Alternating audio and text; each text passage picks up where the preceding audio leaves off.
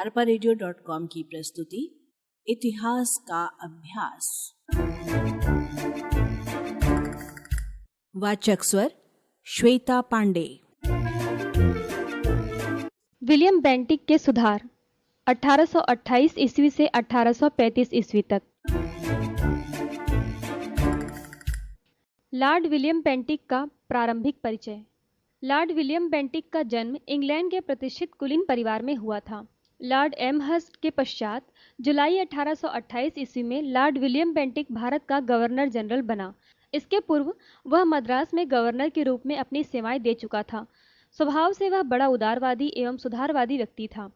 England में चल रहे सुधारवादी आंदोलनों से वह प्रभावित था।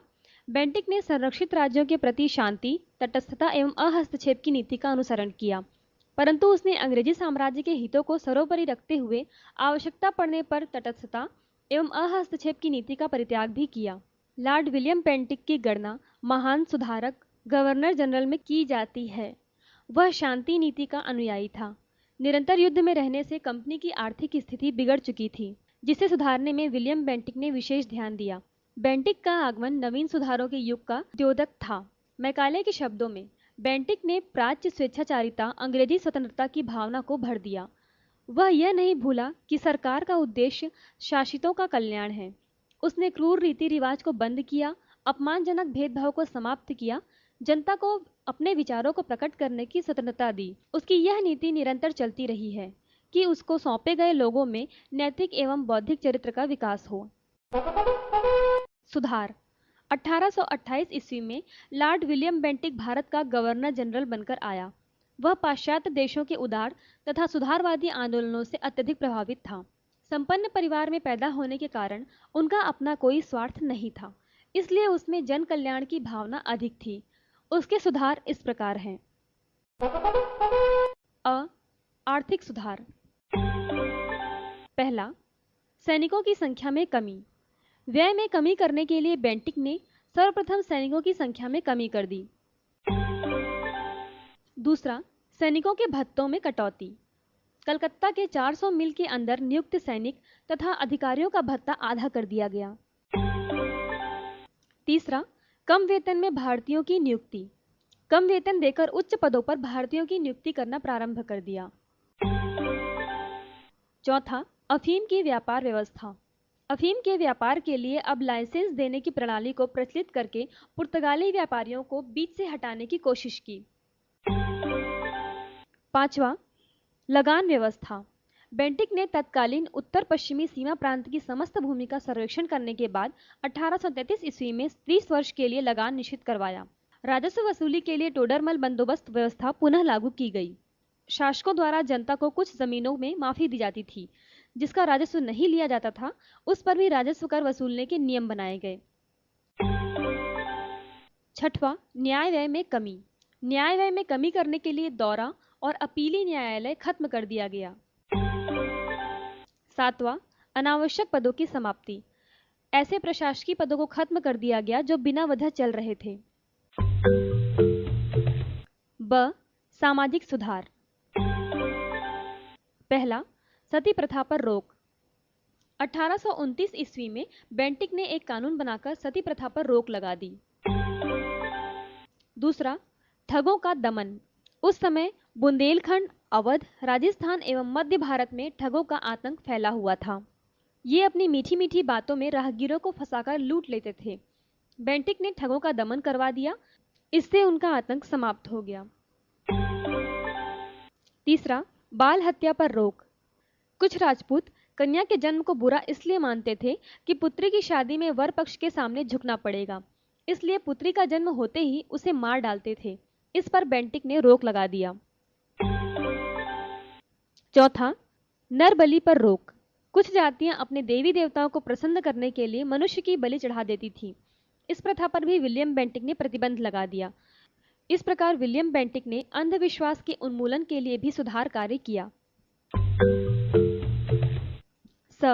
शिक्षा संबंधी सुधार। पहला, अंग्रेजी भाषा को शिक्षा का माध्यम बनाना। लॉर्ड मैकाले के माध्यम से विलियम बेंटिक ने भारतीयों की शिक्षा का माध्यम अंग्रेजी भाषा को बनाया। इससे कंपनी में क्लर्क आदि का काम करने योग्य भारतीयों को शिक्षित करने की योजना बनाई। दूसरा, कलकत्ता में मेडिकल कॉलेज की स्थापना। 1835 ईस्वी में लॉर्ड विलियम बेंटिक ने कलकत्ता में एक मेडिकल कॉलेज की स्थापना करवाई।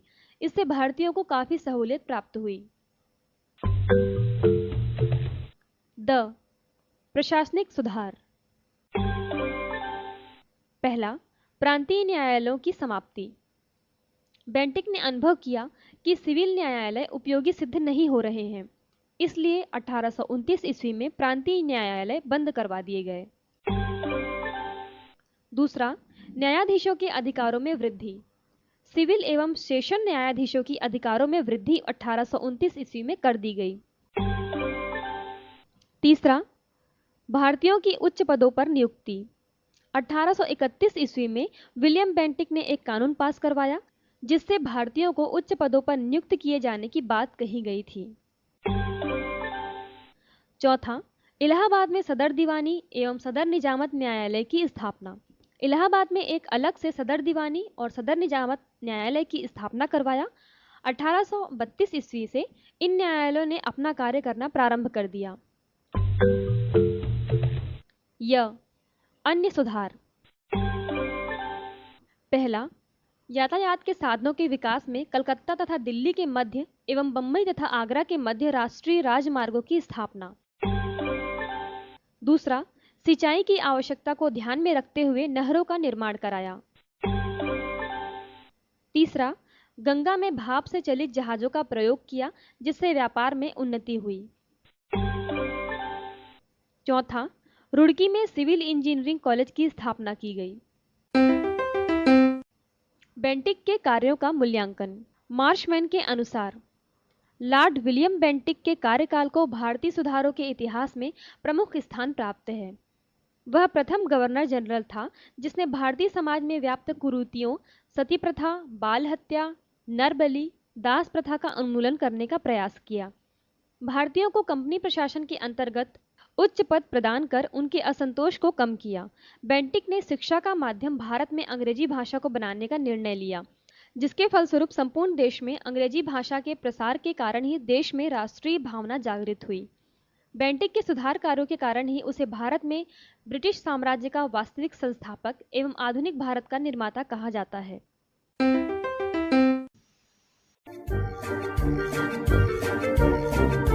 arparadio.com की प्रस्तुति इतिहास का अभ्यास।